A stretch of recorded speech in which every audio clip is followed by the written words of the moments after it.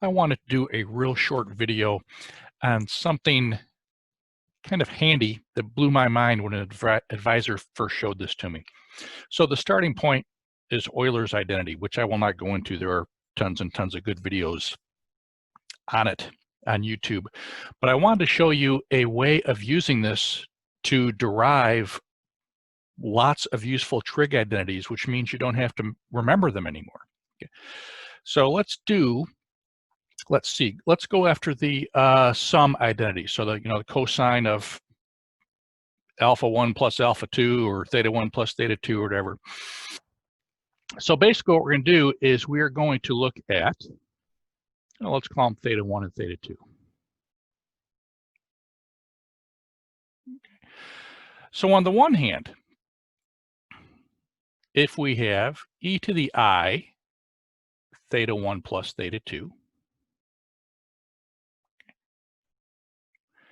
by Euler's identity, I am just sticking this sum of theta 1 and theta 2 into Euler's identity, and I'm getting out cosine theta 1 plus theta 2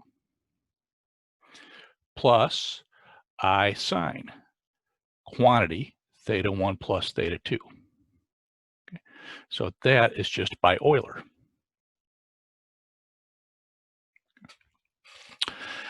On the other hand, if the rules of exponents still hold for complex exponentiation, and they do, I should have that left-hand side is also equal to, so first I'm going to distribute that I throughout that sum. So I get e to the I theta 1 plus I theta 2 all in my exponent.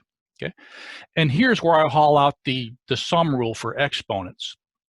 So if this all does work, and it does, this is equal to e to the I theta 1 times e to the I theta 2. Okay, so I'm using the sum rule for exponents. I can break up the sum and the exponent as the product of the pieces.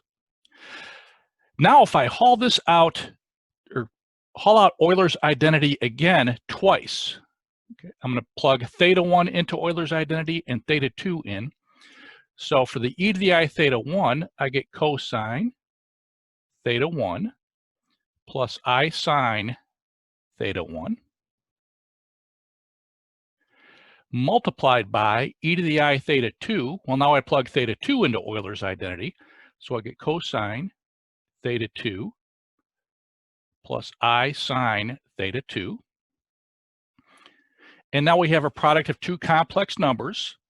So what we do is we FOIL this out. So this is equal to, so my first terms are the cosine theta 1 times cosine theta 2.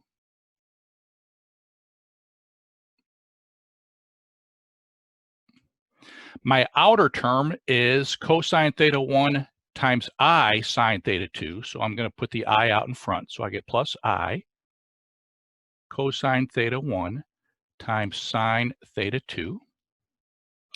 So that's the FO. Now the inner term, that's the I times sine theta 1 times cosine theta 2. So I have I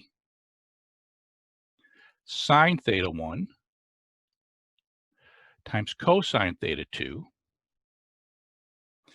And my last is I have an I sine theta 1 times an I sine theta 2.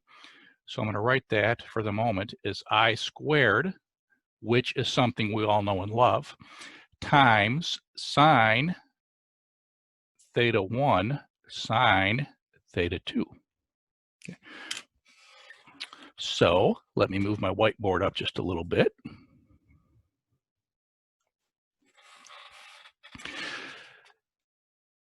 So that I squared right there, I'm about to make a minus 1.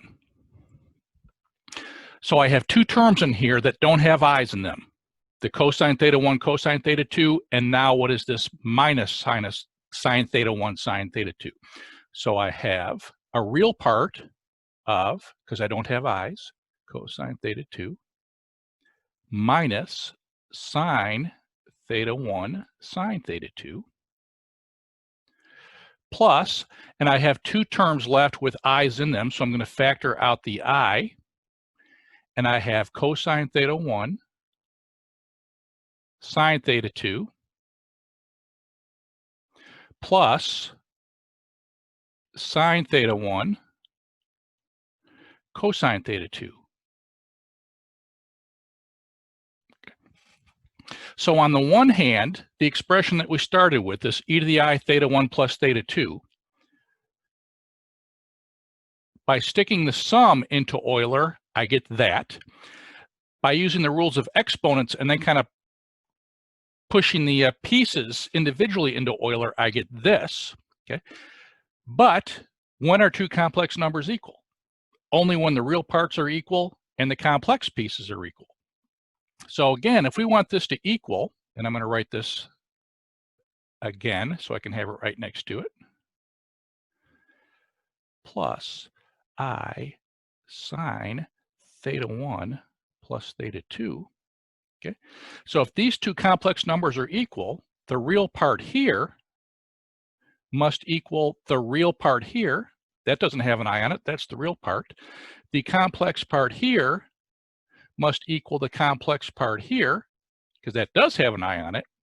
So the cosine of theta 1 plus theta 2 must be equal to cosine theta 1 cosine theta 2 minus sine theta 1 sine theta 2. Look familiar? And looking and equating the imaginary pieces, we get sine of the sum, theta 1 plus theta 2, must equal the imaginary piece up here. So cosine theta 1 sine theta 2 plus sine theta 1 cosine theta 2. And those are your trig identities for the sum of two angles.